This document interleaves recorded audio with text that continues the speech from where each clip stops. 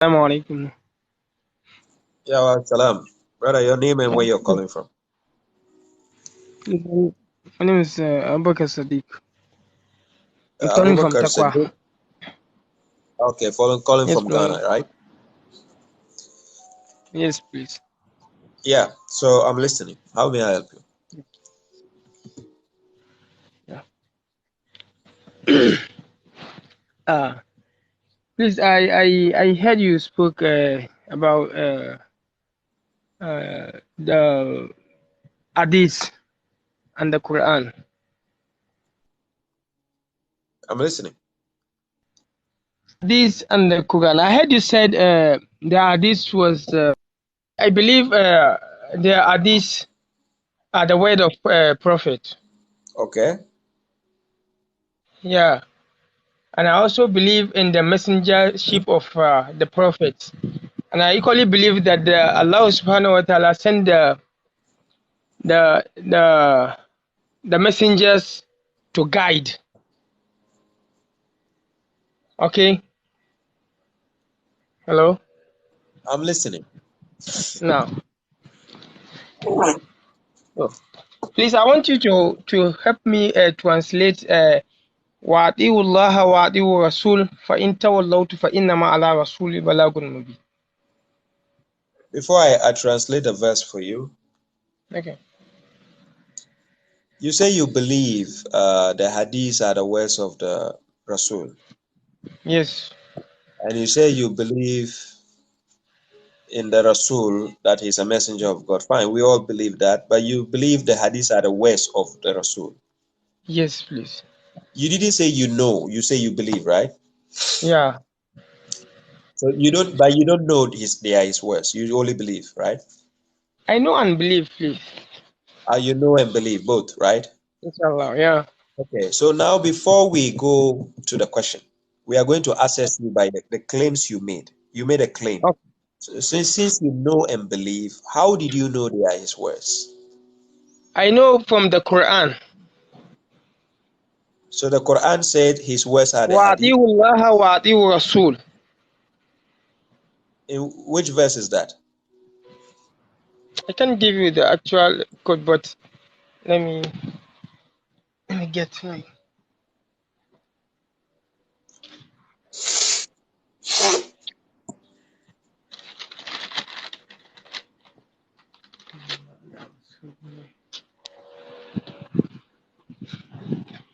Okay, from where I'm calling from right now, I can't get you, but I've read So the verse in the Quran. Yeah, before, inshallah.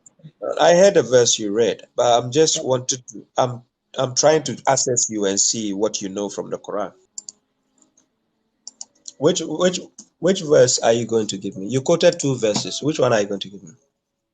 You said, Which of the verses are you trying to give me? do I'm giving to you now?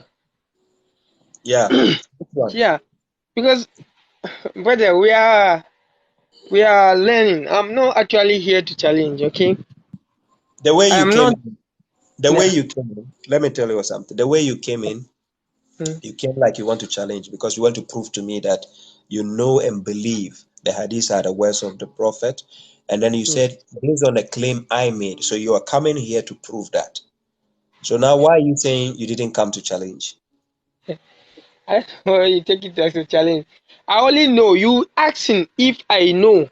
You see, knowing Yeah. and believing of something, I know because I was meant to understand that the words of Allah, understand, are the Quran, understand, and anything from the Quran is from Allah, okay, to the prophets, okay, and the messengers, understand. The duties of the messenger are to convey the message of Allah to the ummah. And then to give you hadith, right? You said? And to give you hadith, right? Yes. Where does it say that?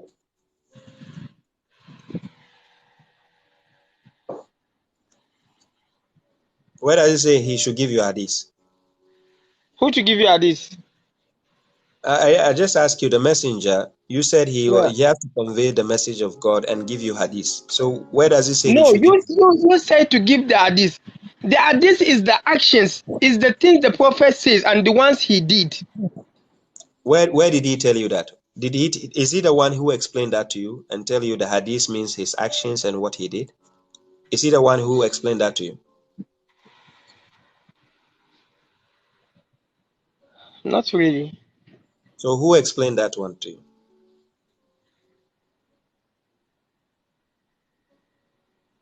Brother, just like you said, there are things you believe, okay? Just like we believe in Allah subhanahu wa ta'ala, right?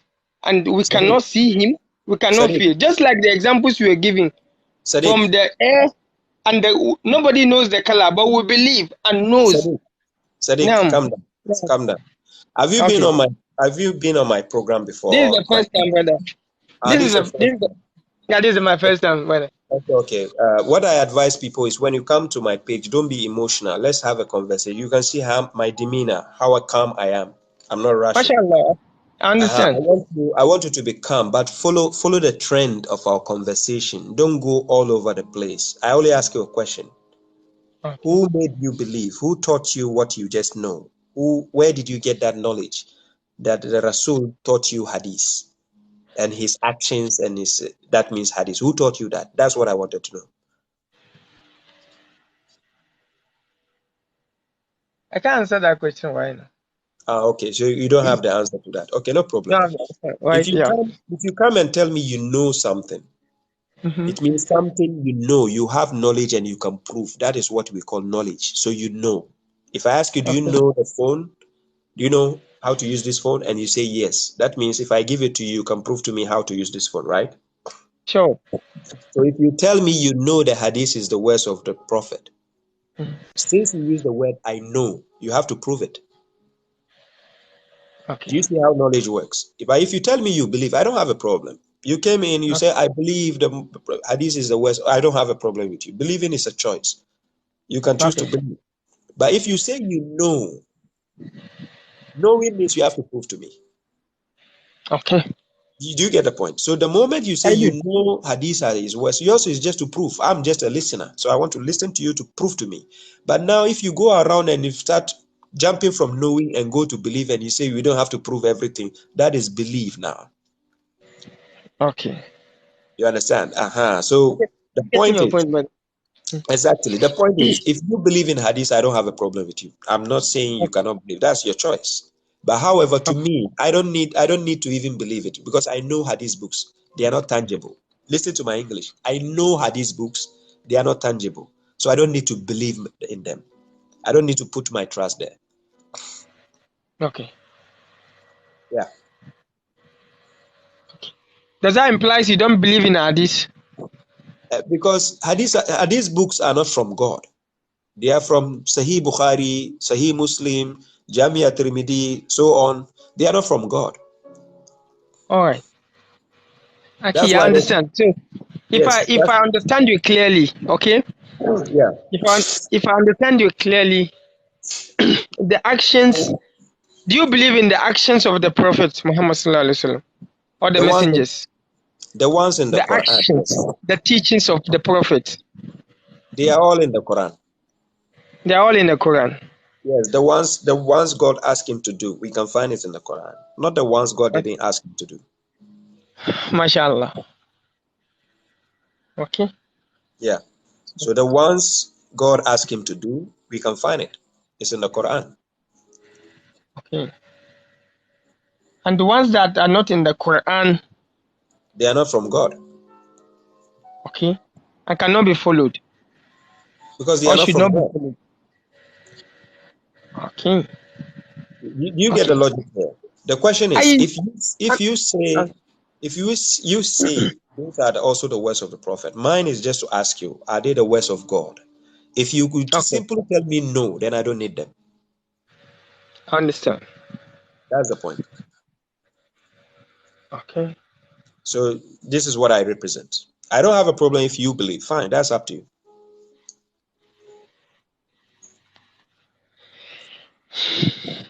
I understand. So that is my argument. So don't think when you come you have something to convince me with because I'll ask you to prove it. I'm not And that, trying to convince anyone. Okay. we are of course as a Muslims. You learn to understand. You understand. Sometimes you ask questions to understand. Yeah. I hope you're getting what I'm saying. Yeah, of course. But of course, what I need to get from you right now, I don't really have the verses here, but seriously, I need to research and then come back and give you some of those direct words from Allah Subhanahu wa Taala. I want to. I don't know if you've heard of this prosecutions. That is for a thief. When somebody steals something that doesn't belong to him, the capital punishment for him from the Quran. Have you come across that? Quran chapter 5 verse 38. Yeah. Please read out for me. What is your claim first? Make the claim. Okay. My claim is, okay, if somebody stole, uh, okay, maybe for instance, somebody broke into somebody's house, like arm robbing case, for instance, in the sun, and happens to murder someone, okay, and then stole maybe a gold or a diamond from that place, okay, that particular place, okay. What is his judgment from the Quran?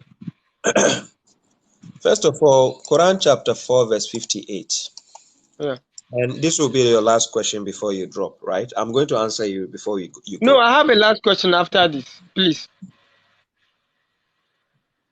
You have a last The question. last one. Yeah, the last one after this one, but you have to answer this. Okay. I hope you will pay me for answering you, right? Allah will fill inshallah. I pray, Yaki. Allah will pay. I'm Okay, really so enjoying your cousin. Yeah. Quran chapter 4 verse 58. God says, Okay. indeed, God commands you to return loyalties to their people, and when you judge among the people, to judge with justice. That is number one. Mashallah. Yeah. So when you want to judge among people, use justice. Number one. Okay.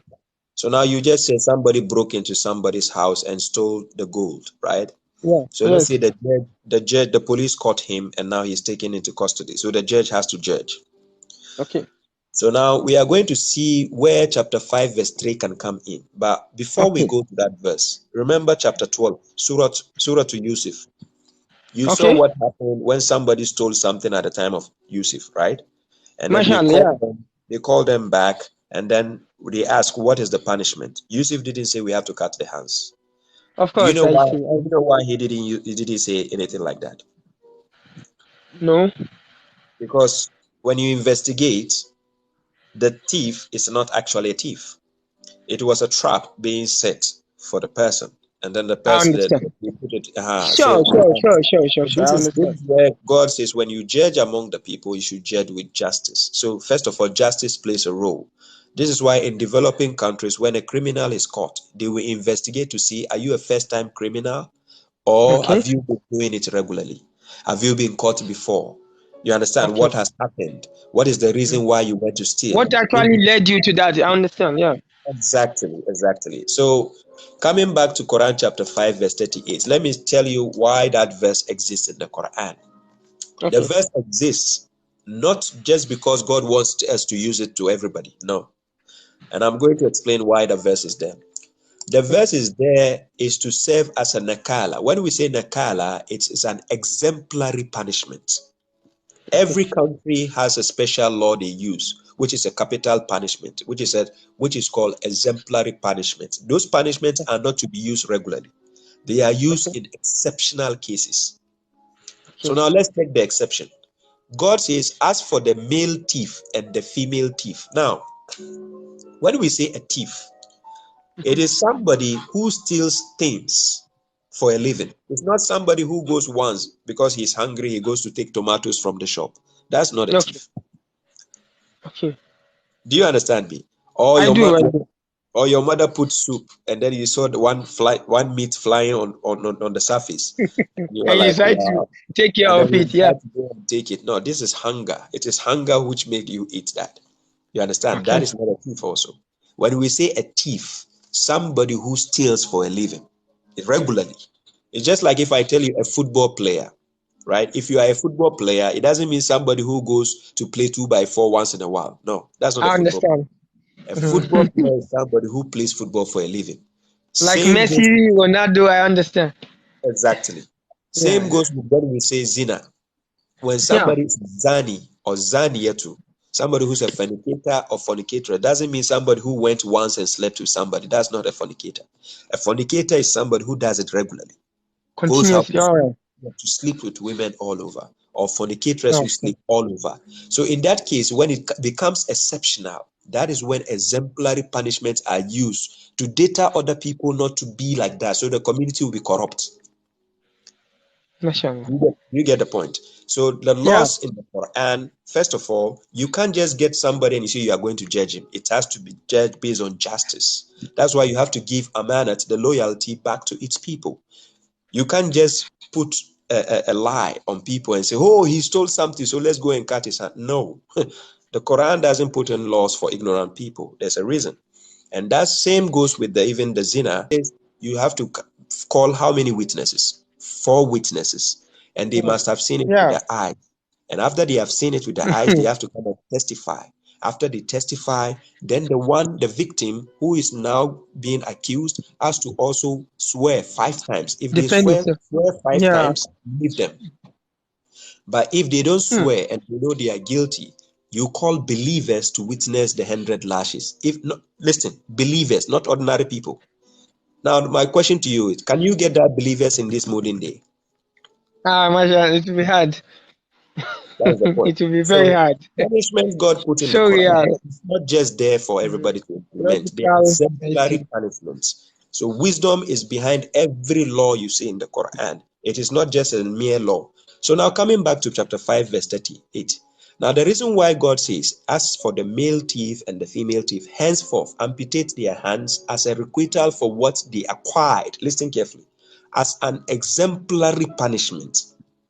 Hmm. Then he says, from God. Now, you see, the exemplary punishment is not coming from who? It's not coming from a man, coming from God. Then he says, and God is It's almighty from and God. wise. Then 39, and whoever repents after his wrongdoing Hmm. and reforms, then indeed God will forgive him. Indeed, God is forgiving and merciful. So, first question, the judgment, whose judgment is it? Allah's judgment. Allah's judgment. And now, so 39 is telling you, and whoever Yeah. repents after his wrongdoing and reforms, then indeed God will what? Forgive him. Quran chapter 5, It's 38. okay. It's okay. It's okay. Yeah. It is served as an exemplary punishment. Doesn't mean when somebody just go and steal, you just catch them and say, let's go and cut their hand. No. These laws are meant for judges to implement and not at once. And that is why we have capital punishment and several types of punishment. The governments don't use it. They only implement it when it becomes extreme. And now they have to exemplary punishment to deter other people not to use that one. But it is not talking about ordinary going to take tomatoes or fish from the store and then you say that person is a thief. Not that point.